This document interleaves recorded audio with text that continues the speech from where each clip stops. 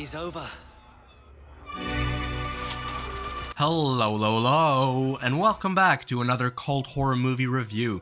It's funny how the director of a billion-dollar franchise started by making some of the goofiest and frankly bloodiest horror comedies ever. New Zealand's very own Peter Jackson first began with Bad Taste, but we're talking about Dead Alive, also known as Braindead, a film with an absurd amount of blood. I think it wins the spot for the bloodiest movie I've ever seen in my life. But just before we get going, you guys know the drill. If there's a cult horror movie you'd like me to review, just leave me a comment down below. And don't forget to like this video and subscribe to never miss out on another bad movie review every Friday and cult horror movie review every Tuesday. This cult horror favorite is always ranked on top with the best zombie movies ever made, and I agree with the statement, but it's a different kind of zombie film which I think adds to the originality of it. Set in 1957, we follow a guy named Lionel who lives with his annoying bitch of a mother. She gets what she deserves when she's at the zoo one day spying on her son and gets bitten by a rat monkey. This extremely ugly creature was brought back from the island of Sumatra despite native warnings of a dangerous virus that is transmitted through the rat monkey's bite.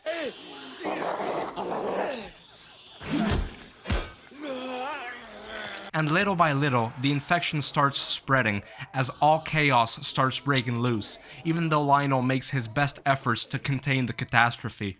It gives off a very low-budget charm. The use of ropey stop-motion effects sometimes just reinforce that feeling, especially since these types of effects are very uncommon when it comes to the zombie genre. I can't remember ever seeing another one like that. The effects reminded me of The Evil Dead, actually.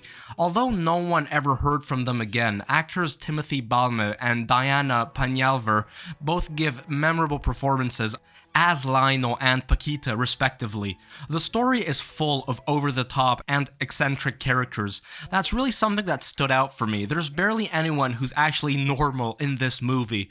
I really laughed hard sometimes. The script does a good job with the comedy side of the story, especially that one scene where Lionel is beating the shit out of that baby zombie. It just had me howling. And what about the horror part? Because you'd think that having parcels of humor here and there would mitigate the horror effects, right? Well, after the credits were rolling down, I honestly found Braindead quite disturbing, and that's mostly due to the absolutely gonzo amount of blood and guts. There is so much gore that I can't even begin to explain it. It's one hell of a gore fest, and it just never stops. It actually gets worse as the story progresses. And surprisingly, that's really the only negative point I've got against it. It's too gory. There comes a point where it all becomes just so nauseating after a while. Some may want to skip dinner after this. During the lawnmower scene, the story goes that 5 gallons of blood per second were being pumped out by the machine. That's just crazy. I'm saying it again, I've never seen such a literal bloodbath, and I think they could have toned down the violence a bit. In fact, after finishing the viewing, I realized that I had watched the edited American version. There's also an uncut version from the United Kingdom that's supposed to be even bloodier. What the hell? I think I'll skip that one. Overall, would I recommend Dead Alive? Yes, I would. Even though there's an excess amount of gore, in my opinion, if the viewers can stomach it, horror fans should without a doubt go check out this genre classic. For the most part, I had a very good and fun time watching this Peter Jackson classic. It's sometimes hilarious and gory, goofy fun at the same time. I recommend it.